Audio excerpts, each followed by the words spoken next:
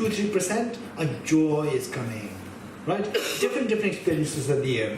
Majority of the people who get the experience of emptiness, the first experience, not really experience, actually the glimpse of the emptiness, will have a fear. This is what is bound to happen. And amongst these 60-70% of the people who could have fear, there could be 1% who can have an overwhelming fear. Right? If you belong to this category, overwhelming fear, and that constantly, then your job is to stop the meditation for some time, and then you have to, this, although this is a very precious experience, precious experience, perhaps when you exposed to emptiness, you may go very deep into emptiness directly. Right? Okay.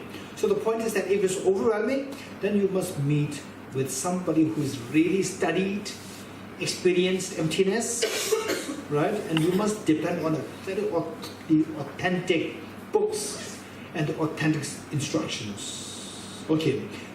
Otherwise, for the majority of the 70-80% of the people who have a tinge of a fear coming, so there you don't have to worry. Keep meditating on this, keep meditating on this, then slowly the fear will be replaced by incredible joy and incredible peace. This is what is bound to happen. Okay. With this, now, going back to the point, say the picture of the Buddha and the dots, right? Okay, say coming closer to the object, what did you find? Coming closer to the screen, what did you find? You find the 40,000 demons' faces or the dots. You getting it? Tell me, if the Buddha picture does exist objectively, if the Buddha picture which you saw from distance, if it does exist objectively, it should be seen as we go closer to this object. Going closer to this object, what do you see? You see just the demons' faces, the dots. Which of the dots is the Buddha's image?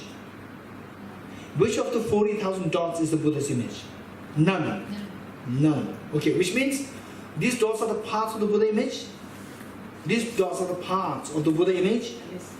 Yes. So the parts of the Buddha image is not the Buddha image. Right? So this is known as the Buddha image is not one with the parts of the Buddha image. Not one with, empty of being one with the parts. Now if it is not the parts, still the Buddha image, you think that it exists objectively, remove the parts. Remove the parts to see if it exists as different from the parts. Remove the parts, if it exists different from the parts, remove the parts, it should be seen there. Remove the parts, okay, let's say, for example, if there's a mouse or a rat in my hand, and it is covered by this cloth. If there's a rat in my hand, how can we know that there's a rat in my hand?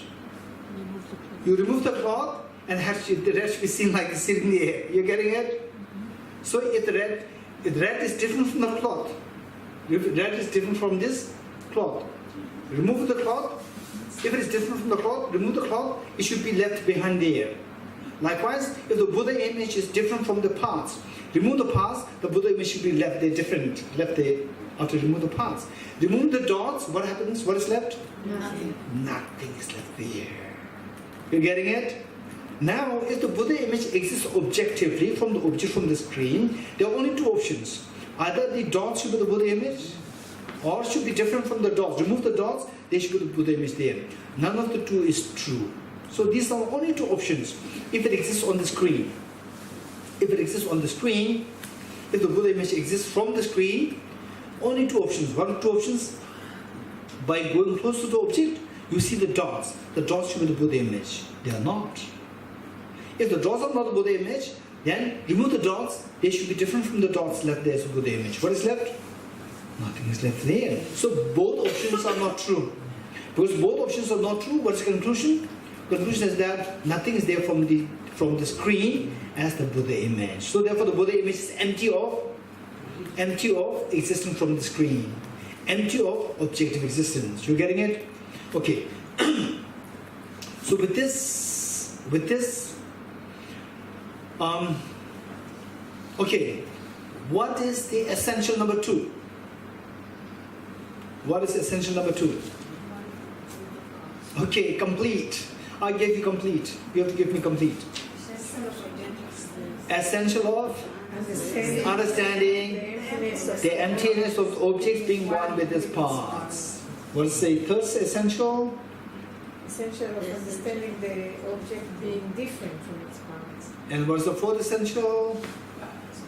The essential of understanding the privation that anything which is empty from being one with its part or different from its part entails the emptiness of objective existence of the object. Very good. Okay.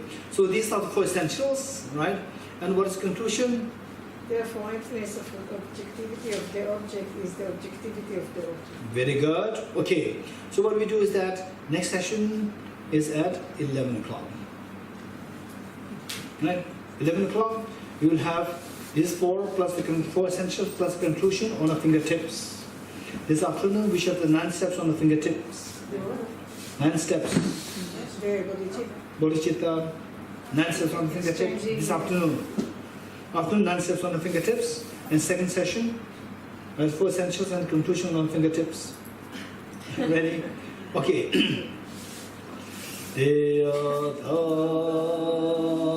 Om Gati Gati Paragati Parasamgati Bodhi Swahatyata Om Gati Gati Paragati Parasamgati Bodhi Swahatyata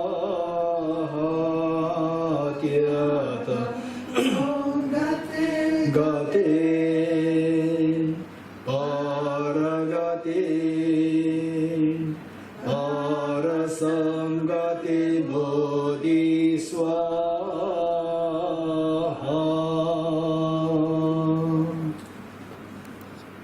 Okay, 3 questions together.